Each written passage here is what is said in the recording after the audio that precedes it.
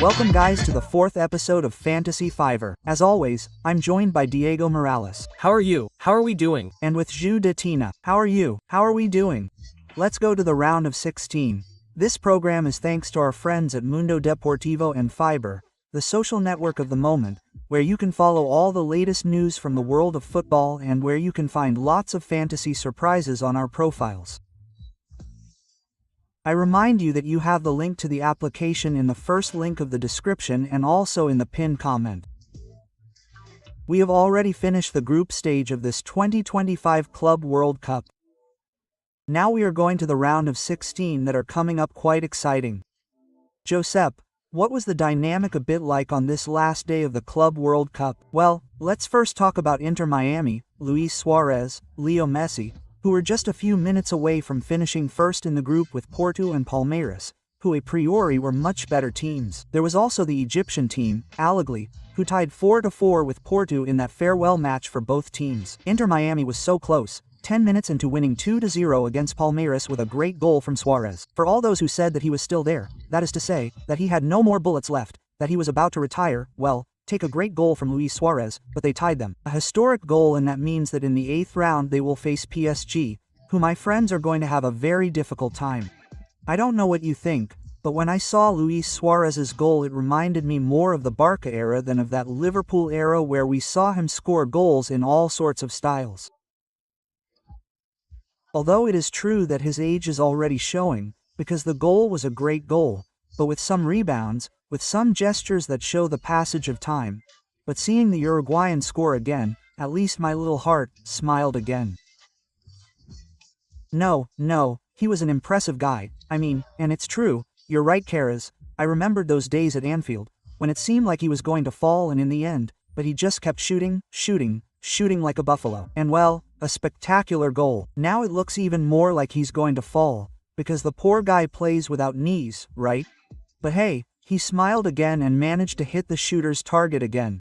Great goal by Luis Suarez. And we return to our beloved Oakland City, who are already leaving the tournament, but have taken with them €1 million for drawing Boca Juniors 1-1 with a goal from a physical education teacher. I honestly didn't believe it. I thought Boca Juniors were going to score a huge goal to try to advance. And watch out, because Benfica, who were there with Boca's Juniors to see who would advance, beat Bayern, leaving them second in the group, and that sends them to face Flamengo. And if they manage to advance to the quarterfinals, they will most likely face that PSG, and Inter Miami will win. I honestly believe that although we are very much Mamelodi fans on this program, I think Oakland has also earned a place in our hearts. I think they are one of those teams that are undoubtedly being the main protagonists of the Club World Cup, at least from my point of view. And you mentioned the goal scorer, a physical education teacher, but I also like what has come out on social media about the goalkeeper. A lot of photos of him partying have started to appear on social media, because he had a great game, on this last day to get that point. His more mischievous side stood out a bit at night and he also showed it on the pitch. He scored a lot of points in fantasy and above all, Holland ended up feeling good, especially after beating Boca Juniors, as you said. Guerrero is partying. I think he's been around for 20 years, right? And you mentioned the most positive part, which is Oakland getting the draw, Boca Juniors. It seems to me, well, for me who watched it and was leading half the Boca team in fantasy, it seemed like the worst game I've ever seen in my life. It was a want but can't, crosses into the box, but without any intention, unfortunate, and Boca's elimination was very well deserved. From my point of view. Yes. Cavani said that they had closed themselves off very well, and of course, coming from a semi-professional team, Diego is going to share the €1 million among the entire squad. River Plate is also going home. Monterrey surprisingly also qualified for the round of 16. I was more disappointed by this. He's a player, even though he wears the Barca shirt, that I was really looking forward to seeing. I know he has a lot of magic and we'll see it, but I haven't seen him in this Club World Cup, right? And I think that before this World Cup, I thought he was going to be one of the revelations, more than anything, because of the hype that was going to be given to him, and in the end it all came to nothing. And in the end, it's understandable that there was a lot of pressure on the guy, but it's also true that, in the end, it's a move that Madrid is making for the long term, and it was very unlikely that he would also, knock down the door and suddenly become the MVP of the tournament. I do remember one of the things that stuck with me, which was the elimination of both Boca and River. Of course, when Boca couldn't get past a draw against Oakland, all the statements that were made at the beginning about when Benfica won, when Bayern won against Oakland, saying that there were few goals, all the pictures, the memes that came out, the people from River, making fun of them, but then River also suffered their own disappointment, they were also eliminated, and in the end, well, our Argentine friends who never let us down, in terms of humor and social media, I think they've been the main protagonists these days, because we've had a good laugh about everything that came out at the end of their defeat and their negative performance in this Club World Cup, because the opposite happens with Brazilian teams. Right there, right?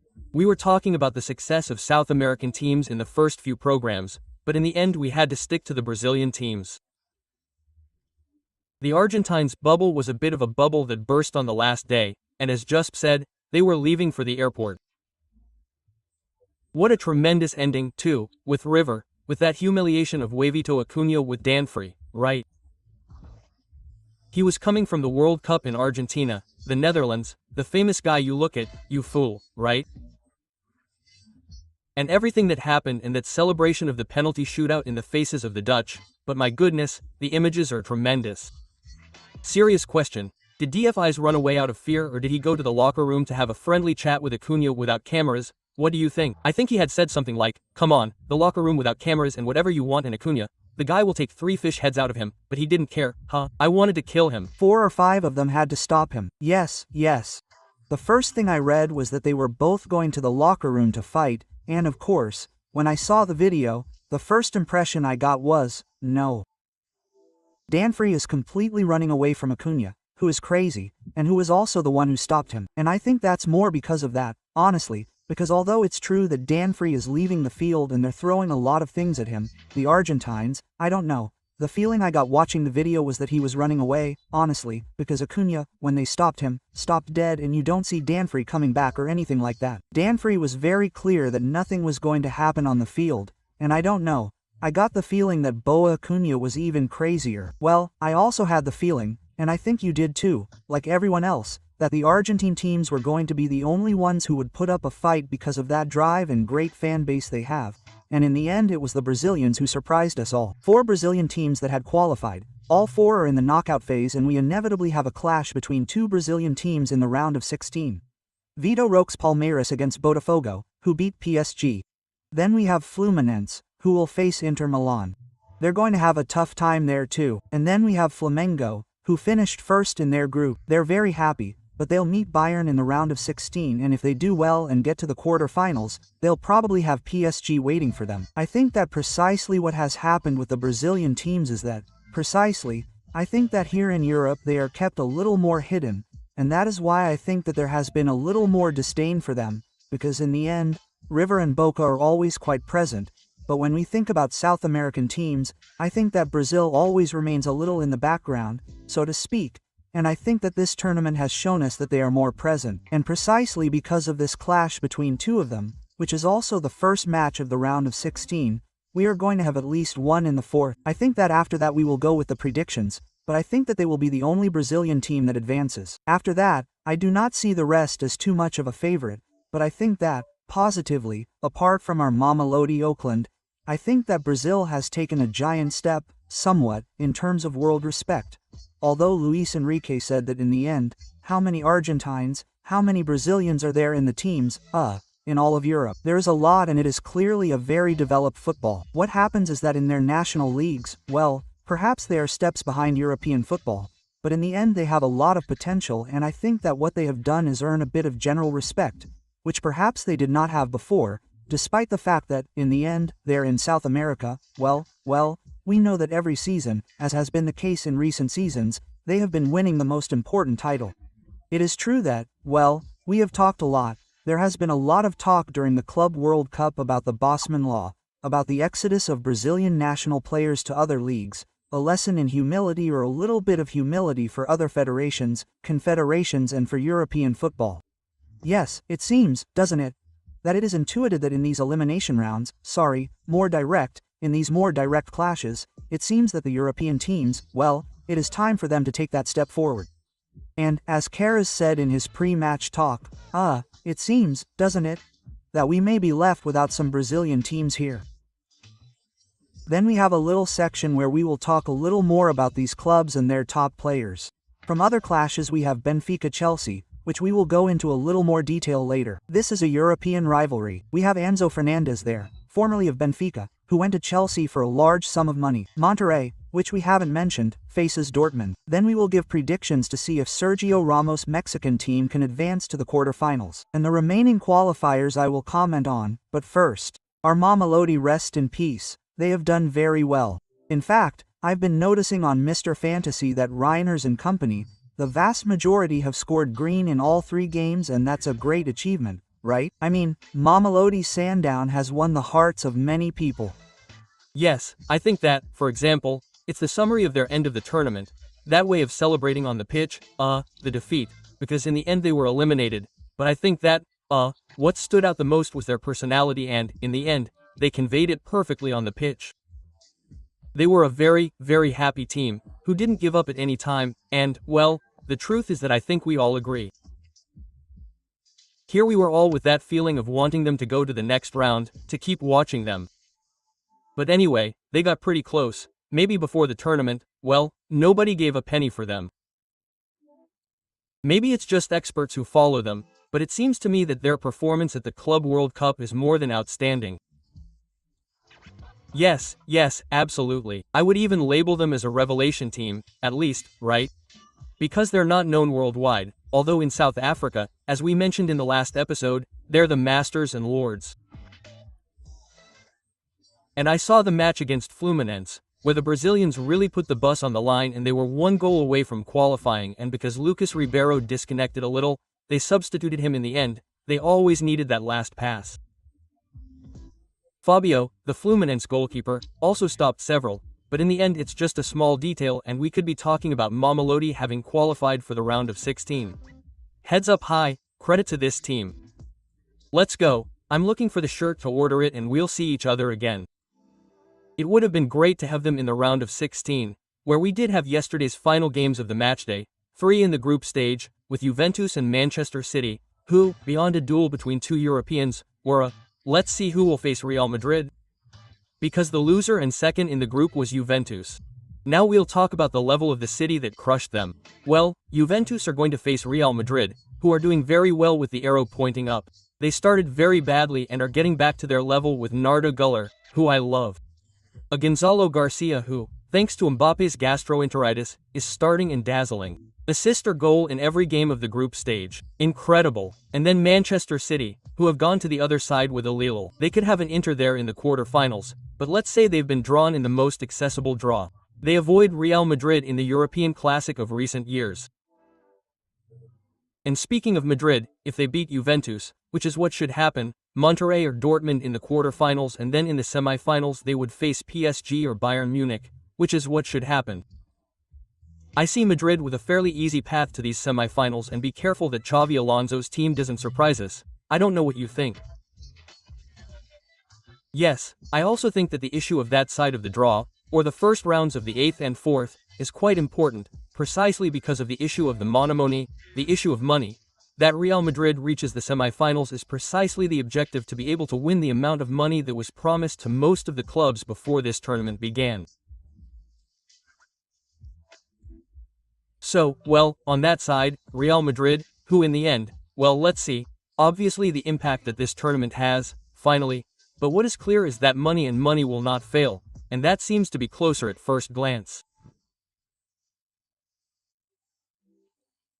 Just as Atletico de Madrid has been left out, has been eliminated, and will not have the benefit they were expecting to make the signing. Real Madrid will certainly achieve it, a priori. I wanted to make several points about Manchester City starting to rebuild itself a bit. It seems that it is back to being that team that it doesn't matter who they put in, it has such depth in its squad that it scares everyone. Let's see if that can become a reality during the tournament, but at the moment that points to this group stage where they have made a lot of rotations and all the players have been performing. And, as for Real Madrid, well, let's see if in that hypothetical semi-final, which I think, with Paris Saint-Germain being the top favorite, they will be the ones who will be there. Let's see how they play against the Champions League champions, because I think Real Madrid, with the progress they've made, will be there. It's a shame about Gonzalo because although he was already one of the main players on matchday 3, I think that in the end Mbappe is already known to be able to play in the next round. He's recovered, he's already training, and I think he's clearly going to be the one who's going to be hurt, because I don't see Madrid playing with Vinicius, Mbappe and Gonzalo, mainly because we would get into the same debate about who plays on the right, and there I don't see Gonzalo, Mbappe or Vinicius. Before Diego speaks, so I don't forget, when Mbappe is recovered he's obviously going to start, but when Hendrik returns, if I were at Madrid, I would put Gonzalo as my first change at center forward, but come on, without thinking about it, no matter how much money was paid for Hendrik and he could have more progress, Gonzalo has earned it. Okay, let's get into it a bit. I think that regarding Hendrik, I'll stick with one piece of information. Last year, the only competition where he really had a leading role was the Copa del Rey, and he ended up performing. I don't think he's been treated entirely fairly because, of course, in the end, one player who really took advantage of the opportunity in the final minutes was Ardigal. 2 seasons ago, it seemed like Ardigal would come on for 5 minutes and always score, and it seemed like, wow, this kid is really good. Obviously, over time, that's proven, but it's not ideal for you to come on for 5 or 10 minutes and make that much of a difference. I also think that Hendrik is a player who has to adapt, I think more to the team, okay? But I think that's because Real Madrid is very full of individual players offensively, and I think he's a player who has already shown that if he has to pass to Mbappe or Vinicius or shoot, he's going to shoot. So I think that at a team level it can also cause friction, but I think he's a striker who has also shown a lot. He was unlucky enough to get injured and miss this Club World Cup, which has obviously opened the door for Gonzalo, but I do agree with Enrique, more than anything because I really liked what we saw of him last season. The thing is that, of course, Xavi Alonso perhaps sees this Club World Cup as something that will make too many differences, but of course, the investment in the Brazilian is very important. I don't know why it would seem to me that if the decision were exclusively Xavi Alonso's, he would bet more on Gonzalo, but I don't know if the Real Madrid philosophy could leave a striker from the factory above signings or investments, even if they're long-term, right? Or more for the future, I don't know. I also wanted to comment on Real Madrid, right? And above all, let's also compare it to Atletico de Madrid. I mean, gosh, how many times have we seen such an easy path to at least the semi-finals for Real Madrid in a competition? A very weak group, very weak, we've seen it. They struggled with Lille, but then Pachuca and Salzburg were very easy for Real Madrid. Now, the tie is assumed to be the favorite again until the final draw. And Atletico de Madrid, who, let's remember, are eliminated with 6 points, having beaten Botafogo and only lost against Paris Saint-Germain, who obviously also started as favorites, right? That difference means that Atletico has 1 point less than Real Madrid in a much more complicated group. Athletic is going home and Madrid, as I said, seems to have a smooth path to the semi-finals. I wanted to focus on Cholo's statements at the press conference, where he ended up saying that, in the end, they had done what was expected, that is, winning the 2 games that weren't against Paris Saint-Germain, who, in the end, were the Champions League champions and, with 6 points, were eliminated. Do you think that's a defeatist speech or does it seem realistic and that in the end, people are criticizing Cholo and Pons for the sake of it? Yes, I think they've been a bit unfair to Atletico de Madrid, because in the end that's what it is. Perhaps the game against PSG was the first, it was a bit of a test, and they won that 4-0, which was devastating. Let's remember the red card. One for PSG that they didn't show, which for me was a red card. Well, in the end there were some combinations that if there hadn't been a 3-way tie, they would have gone through if they had beaten Botafogo, but Botafogo surprised them, they beat PSG, which is what gave them a place in the round of 16. Absolutely. Yes, let's remember that Letty had a problem against PSG. They disallowed a goal by Julian Alvarez, that Sorlo missed an open goal, etc. I don't think those statements from Cholo are what a fan would expect, but they are honest. In other words, you could almost say that Atleti did their homework. In the end they didn't have the numbers to qualify, but anyway, they just missed out. And what I was going to say about Real Madrid before talking about Athletic, well, first game without Asensio in the back, clean sheet and Madrid wins easily.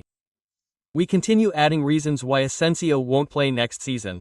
Well, with this we close the group stage where we have met teams like Mamelodi, like Lawn City that we have fallen in love with, those 4 games a day that I always carry in my heart, I love them. And now let's go with the quick predictions.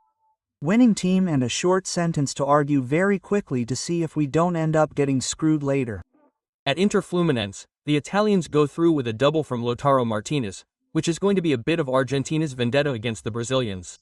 I think they are going to go through there. I'm going to take a chance. Fluminense are going to go through like crazy with a Thiago Silva who knows the Catenaccio and the Calcio and was also a Rossoneri. Fluminense are not going to go through. With Diego, Fluminense are going to go through, another Brazilian team. And what's more, I'm going to take a chance. Inter, a disappointing team 0-0 and Fluminense go through on penalties. At Manchester City Halal, TP Guardiola are going to go through, mainly because Rodri is once again the compass of the team.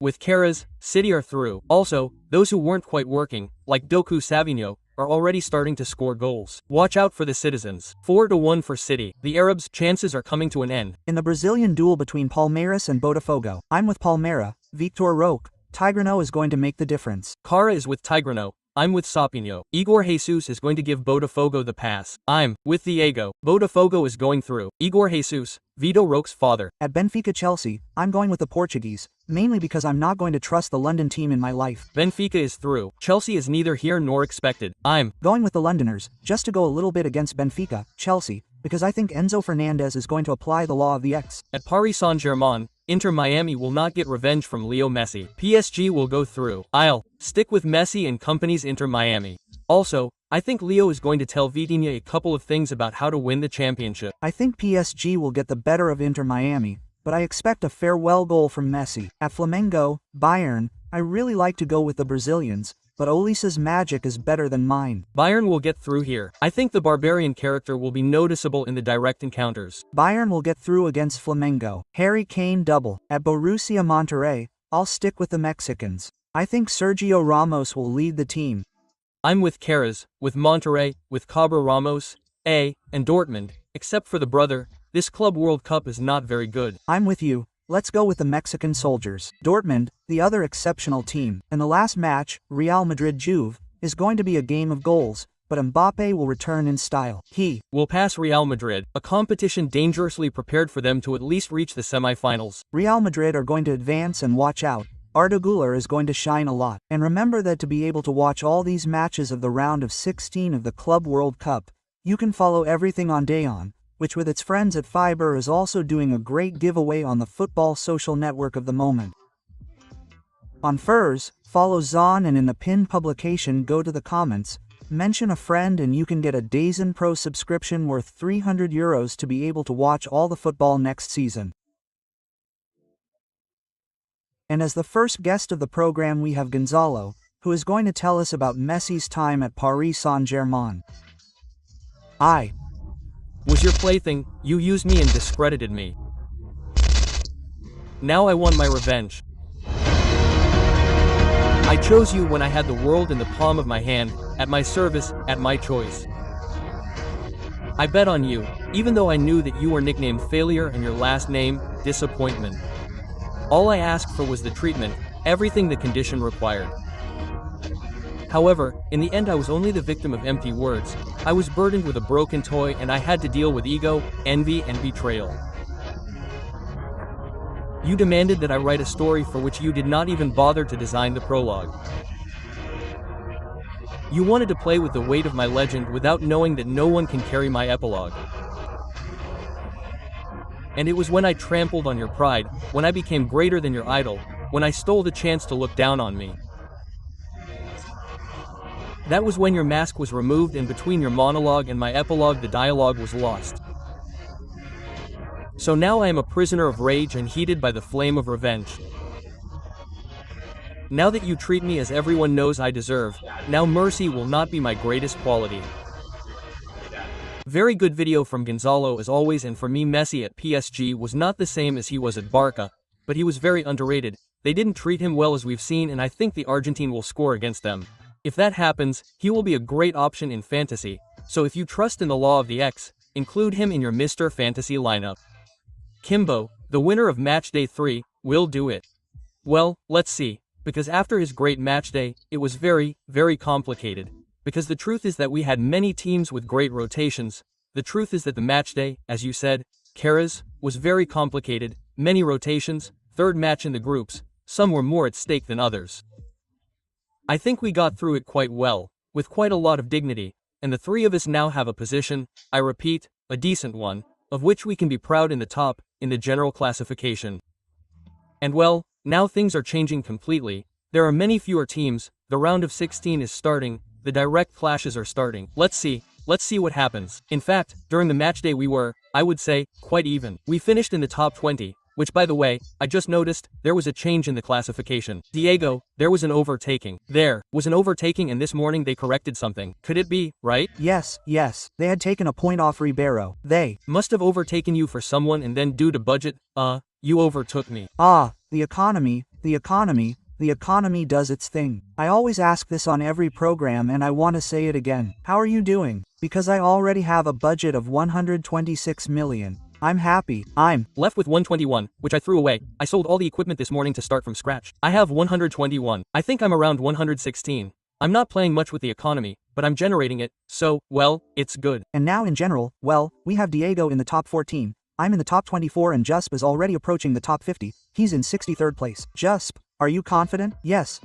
I promised that if I didn't get into the top 50 on matchday 3 I would retire. We did it. We're there. And well, Olin from Boca Juniors. I managed to save 2 who scored 9 and 10 points. Then my Beto, as always, worked well. Cabraquilia wasn't very complicated either, but he's still working well. Vinicius, who came on very well at the last minute with his new hairstyle and Delap, the Chelsea striker, who finally scored and we had him there, perfect. So don't relax, I'm coming on strong, okay? Now you've mentioned the Betos issue and of course, one of the rules is precisely the Diego Morales section to see which player we have to put on matchday 4, which I want to remind you is just a rule for us, okay? Many people ask us in today's comments about this player. We have to include him too. If you're brave, yes, Carlos, we've challenged you. You don't listen to us, but to the rest of the people, whoever wants to do it, of course. Let's go. This section hurts me more and more, doesn't it? Because on the one hand, haha, but on the other hand, it's annoying when we see that we're losing points and that our rivals keep growing and continue to inflate their standings at our expense. At the beginning, we mentioned the success of the Brazilian teams, at least in the group stage, 4 out of 4 qualified for the round of 16. So we're going to go with a selection of 4 top players, one from each of the qualified Brazilian teams. The weekly rule will be to field at least one of these 4. And just like last week the wild card was Reiners with the Mamelodi rule, here we'll also have a wild card that I'll talk about at the end. I'll start with Palmeiras. I insist, I know I'm a bit of a nerd, but the top philosophy comes before everything, above the competition and everything and my fantasy aspirations, so I'm going to go with Victor Roque, a Tigrano player, who Carrasco mentioned in the poll. Well, he didn't shine at Barca, he tried at Betis and failed again. He's going to Palmeiras, becoming not only Barcelona's most expensive signing, but in the entire history of the South American leagues and so far, from what I've seen, 3 goals in 22 games in 2025 and nothing at all in the Club World Cup. Do you trust Tigrano for this matchday? I'm just telling you that for the matchday, for the next program, I'm going to go in like this. I'm going to go in like this because I'm going to have my 14 points because he's one of my chosen players for the lineup and I'm sure that Tigrano will score in the first match of the 8. Impossible. Roque won't score, not a chance. Minute 605 for the bench. The other option for this match, perhaps a more optimistic one, is Botafogo with Igor Jesus Sapinho. Well, if Vitor Roque is from Tigre, Igor Jesus is Sapinho. He doesn't really know where this nickname comes from. Some say that he played as a goalkeeper when he was little and that he had some pretty acrobatic jumps. Sapinho in Portuguese would be like frog, but he said in an interview that it was his grandfather who called him Sapinho, because Igor Jesus seems to have had a very small body and a very big head when he was little, like a frog. He's a big fan of Dragon Ball Z. He showed it with his celebration there, with that lively vibe, with that came James. He had a history of making mistakes and then finding his way again, since he was lost in the Emirates for a while, but now he's back at Botafogo, where he's showing his quality. And I think he's not a bad option at all for this round of 16 tie, right? Indeed, he's a very good option and he's mine without any kind of replacement. I'm going with him. At least he ensures me more than 5 points and I'm obliged. Now he's not playing the Vitor Roque dad thing anymore. No, not anymore. Now he is. You'll see. Let's move on to Flamengo, where we're going to launch the option of a well-known defender in the league, well-known to Madrid fans, Danilo Luis da Silva, who is enjoying a second or third youth in the Rio de Janeiro team. Who had a very bad time, as he said, at Real Madrid. He became a kind of meme player, his own fans against him. Many doubts surrounding his figure, even mental health problems. Yesterday I read an interview with Danilo talking about how his resurgence came about and who was his savior. Well, it was none other than Pep Guardiola at Manchester City. He fondly remembers the coach's role, since he made him believe in himself again and embrace the values surrounding football. And now, well, Danilo is having a decent Club World Cup, with good fantasy scores, and if he starts this week he could also be an option. I think what Danilo says makes perfect sense, basically because the level he gave at Real Madrid is not comparable to any of the ones he has given at the other teams he has played for. I mean, when he signed for Porto he was a beast who looked like he was going to be the best right back in the world. And I think it's a bit of a perfect summary of the fact that teams like Barca or Real Madrid, you not only need to have a lot of quality, or have, well, a lot of presence, but also a lot of sense and be able to take on difficult situations, and have personality and know how to manage many situations in your life, where perhaps in other teams the focus is not so great and, therefore, you don't have so much pressure. It also reminds me a lot of that figure of Emerson, of Puma Emerson at the Bernabeu, who, I think, was Capello who protected him and didn't play him at home because he was unable to withstand the pressure of the stadium and his own fans, right? Highly experienced players. I mean, Danilo already had the reputation of being a great right back, and what you were saying, then the truth is that at City he did well, at Juventus he even became team captain and won everything. So, well, a stage to forget in his case because of Chapton. And we'll close with another defender. In this case, at Fluminense, we're going to pick the MVP, or as they say in the context of the Club World Cup, superior player of the match, with Ignacio da Silva, who came on as a substitute in the match, as I said, against Mamelodi, Thiago Silva, the captain, who had discomfort, and we understand that he will recover for the round of 16. And I've chosen Ignacio because of that great story he left behind at the Club World Cup.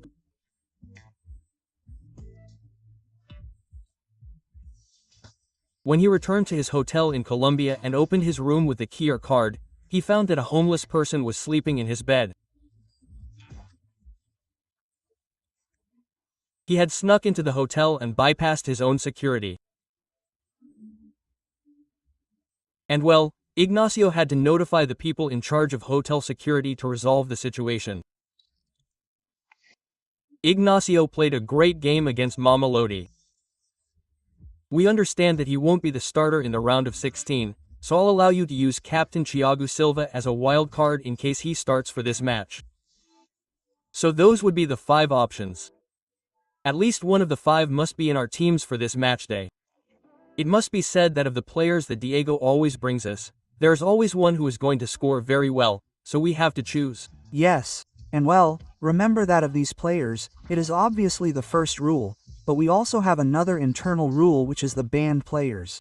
I have to proudly say that I did not jinx Julian Alvarez, and seeing how the matchday went, it is true that it could have been much more spectacular, but at least the Spider left me 10 points. It is true that for the next matchday you can no longer field an Atletico de Madrid player because he is not there, but at least for me it reinforces the idea that the player I ban is a player who can perform. So guys, if you believe in me again, you can opt for Olis for this round of 16, because he is the player that I banned and that the rest of the participants cannot put. And well, I complete the team with a lot of Bayern Munich players because I am going with Harry Kane, I am going with Kimmich, the economy, as I say, is noticeable and it can allow me to sign players who are very expensive. Then I did a little bit of Tigo Morales trick, which is to go with a fairly strong first match, but especially with two players that we mentioned. I'm going with Tigrano Victor Roque, but just in case he doesn't do well, we also have the good Dior Jesus. Let's see if between the two of them one of the scores is quite good. Making changes, indeed if you can't beat your rivals, you have to come together and therefore you have to make changes. Completing the midfield, one of the things that I consider most important in this Club World Cup. Obviously there are many players who are surprising you, who score 2 goals when you practically don't know who they are, but the very top players on SofaScore are not failing. Therefore, players like Enzo Fernandez and Varela, if I can avoid changes in that position, and also have to manage the changes for the final rounds, I think I can have a fairly competent midfield. And if anyone is thinking, where's Vitinha? Where's Carvacelia? Anyway, now you'll see them on other teams because mine aren't there. We'll round out the team with Barbosa in defense. Okay, let's go with Botafogo, which I'm also doing with the goalkeeper pack, John Victor. And we'll complete the defense with Otamendi, who I do know who Otamendi is. Let's see if he can play there with confidence against Chelsea. And Nuno Mendes, although Hakimi was the star of the show last matchday, I think it could be the Portuguese's week. My Beto is going to be Sirade again, who is scoring good points, but he hasn't scored yet and I think it's time, and Inter Miami's defense isn't the one with the fewest flaws in the world. We're going to trust Doué, the young winger, to score some good points. In attack I'm going to do the same as Carras, Victor Roque and Gor Jesus, who are players required by the weekly rule. Let's see if we can get a good score in at least one of them and then we'll make some changes. Let's see what Di Maria does, and then in the midfield, a lot of Chelsea, Colperica Caicedo. It's a bit against Victorio with what he said in the poll because I think Chelsea is leaving, but anyway, let's see if their most established players can scratch something. Barreiro from Benfica, who gave me very good points back in the day. Let's see if he repeats. And from the midfield back, it's all Botafogo. 3 Botafogo defenders and John Victor in goal. In my team we also have a lot of trust in Botafogo. My Beto, as they say, if something works, don't change it. We're going back with Kvaratskhelia. They also wanted to, but you can't have everything. Nor Vitinha, who vetoed him badly, which we'll talk about later. And indeed, I'm also going with a lot of Botafogo in defense. Although I'm there with Carrasco. I've put Otamendi in. He could possibly score a header. I trust him. Midfield, Fabian Ruiz. If we don't have Vitinha, let's go with the Spaniard. Also Kimmich, who is scoring very well, as Carrasco said, the top players. Enzo Fernandez, who is in almost all my teams, I really like him. Up front in D, I've put Messi in. I've been saying the whole program that PSG is going to score, so I'm waiting for that goal. Then, Igor Jesus. I'm only taking him, no Vitor Roques, you'll see why. And then Di Maria, penalty taker, corner kicker. Good choice, I think, because Benfica could surprise Chelsea. And remember that the 3 winners of this fantasy league of Feebers will have the chance to win 3 Nintendo Switch 2s. So, well, quite juicy prizes, and you can also compete against us. Let's see if you can beat us in these final rounds. And with that, we close episode 4 of Fantasy Fever. Many thanks to Jusp and Diego Morales for being here again. It's been a pleasure. Let's see how those predictions and Mr. Fantasy go. What a pleasure. Good luck in the round of 16 to everyone. And remember to be registered with Feeber to be eligible for all the prizes. In the first line of the description and in the pinned comment, you can find Feebers, the social networks of the moment, to follow all the latest football news. Good luck to everyone in the round of 16. See you in the next program. Bye.